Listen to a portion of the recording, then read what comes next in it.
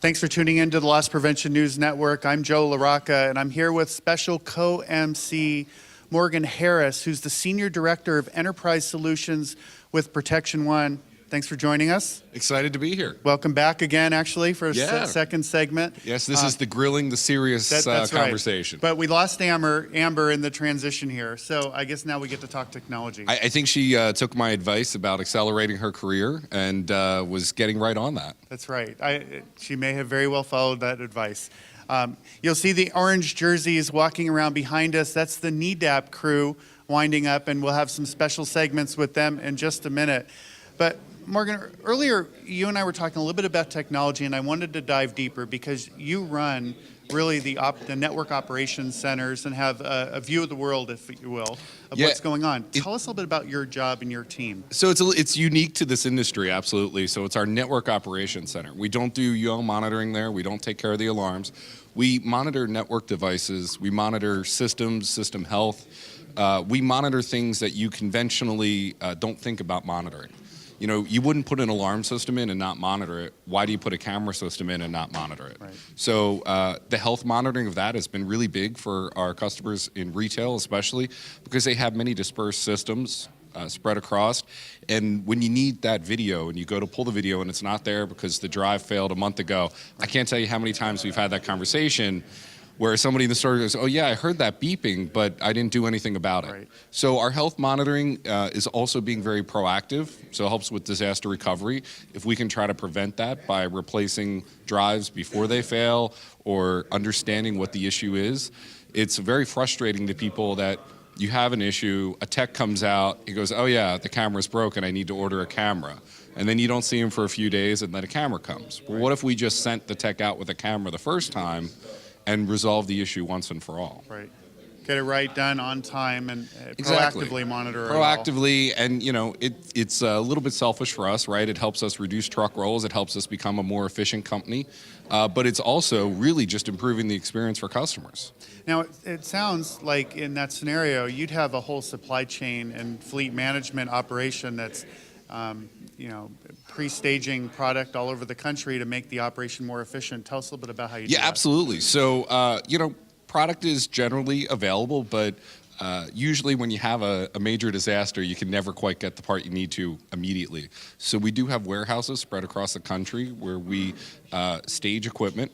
So it's one thing to hold inventory, but it's another to be able to pre-provision it, right? So we pull it out of the box, we do burn-in, we configure everything, so by the time it lands at the site, it's plug and play. You're just plugging it, mounting it, and connecting it. And that really helps to deliver a more unified service and support experience, as well as an install. Your installs are all the same because there's one person that's doing it, no matter where they are in the country. That makes complete sense, and I'm not sure why somebody wouldn't take those types of steps. You know, there's a lot of discussion, especially, today the United Kingdom was hit by a series of data intrusions, and they were out over the weekend, et cetera. But we see the same thing here in the U.S., WannaCry and other vulnerabilities that exist. How does, with all of that technology and putting it out in the field, how do you make sure that you've got the latest patches and security installed? Absolutely, and I think you're going to continue to see those type of articles continue to happen because updates are critical, patching is critical, security compliance is critical.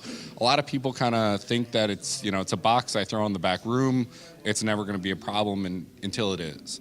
And so by staging it, by pre-provisioning it, we make sure that it's updated when it goes out. So when we do an install or roll out to 400 or 500 stores, we know that they're all on a stable platform and a stable setup. But then our management platform continues to go on proactively and monitor that 24 hours a day. So when you have that service from us, we're looking at the health, we're looking at the operation, we're making sure everything's working, but we're also making sure it's secure. It's up to date, it's got antivirus, it's patched to the latest firmware, because that is a daunting task for many organizations to try to manage that in their day-to-day activities. Right. There's so many knickknacks everywhere that you have to keep on top of every one of them. Yeah, and the other thing that's challenging too is we have labs where we kind of test a lot of that firmware ahead of time because you don't want to go deploy a Windows update to a bunch of NVRs and then realize that negatively impacts the recorder, right? All of a sudden it doesn't work. Right. And same thing with camera firmware. You know, if you have a camera, you want to make sure that it's working with the recorder before you go update a bunch of cameras that now won't work with the recorder with the new settings. Right. Now, let's shift topics slightly. So before we went on camera, we were talking a little bit about the pipe and bandwidth, and what are the limitations now for moving everything into the cloud? And that's such a buzzword. It right? is. It is. It's such. It's. I mean, you know, the person who created that marketing term was a genius. Right. It's really taken off. But I think you know, the internet pipes are just. The challenge is there is available bandwidth. You know, like at my house, I have a gigabit symmetrical connection, right? The fastest you can get at most times. But then you can go 3 blocks down the street and you can get a 768K DSL. So there isn't a lot of uniformity in what you can get where, and I think that's really the struggle. So when you're trying to design a system and you think you're going to go that route, that may work in 3/4 of the country, but then what do you do in those areas you can't? I think you're going to see a little more in the wireless space, where providers are going to stop running as much physical plant because it's going to help them bring more bandwidth to rural areas faster, right? It's easier to deploy some antennas than it is to run a bunch of cable in the streets. And you see Google's already done that with their Google Fiber. Right. They're switching. Right. And what impact, if any, will the spectrum sales? We've seen T-Mobile acquire, Verizon and T-Mobile both acquire quite a bit of spectrum for exactly that purpose. Are we years away, decades away? Are we ever going to get there where? I think we're a lot closer than we ever were. I think we're still probably a couple years away. You know, the government moves slowly in improving everything. Right. And it's just going to take time to get that technology into the field. But I think we're definitely closer than ever. I think you're going to see bandwidth continue to improve. And I think you're going to see the technology continue to evolve in that direction.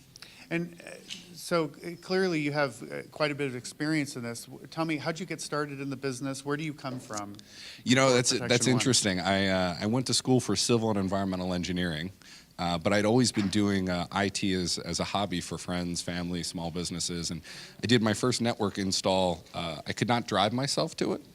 I was 15, and so my mom dropped me off with my box of Cat 5 and tools and put in a network for an engineering company. There you go. And Wow. it's always been a great hobby.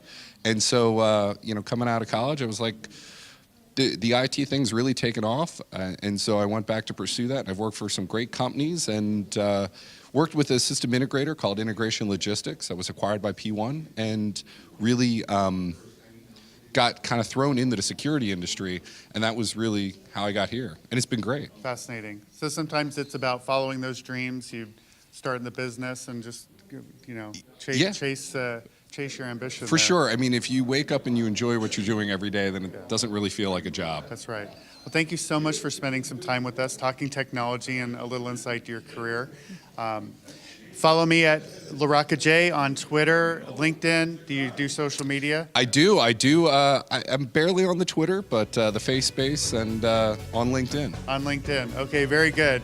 So Morgan Harris, who's the Senior Director, Enterprise Solutions with P1, Protection One. Thank you so much for joining us.